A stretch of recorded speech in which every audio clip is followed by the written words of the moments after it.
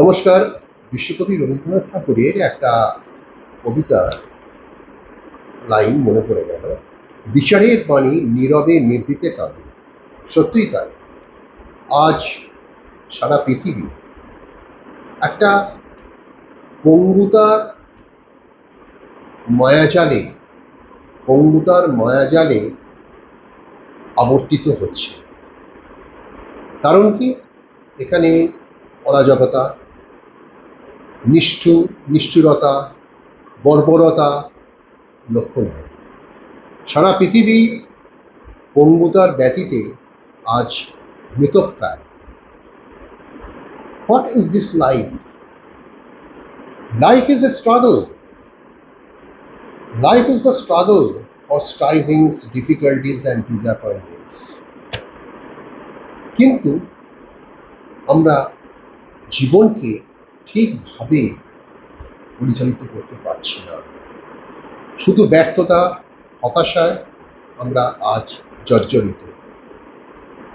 তার ফলে কি হচ্ছে? এই ভারত ভূমি গ্লানিময় ভূমিতে পরিণত হয়েছে। আর্তনাদের দাবানল শিখা আজ প্রজ্বলিত।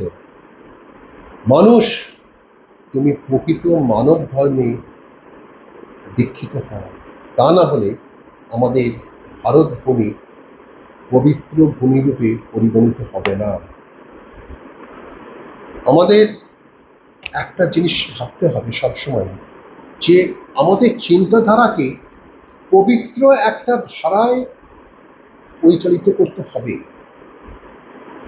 তাই বন্ধু, সঠিক আদর্শে জীবনকে অতিবাহিত করো, তবেই মানুষ প্রকৃত মানুষ রূপে গণ্য হবে। আমি আমার মাইন্ডফুলনেস অ্যান্ড সাকসেস বইটিতে বিভিন্ন অধ্যায়ে মনের বিভিন্ন ধারা নিয়ে অনেক ভিডিও লঞ্চ করেছি। সেই সমস্ত অধ্যায়ে বা চ্যাপ্টার্স যদি আপনারা পড়তে পারেন, তাহলে মনের একটা সঠিক স্রোতের সন্ধান পাবেন। নমস্কার।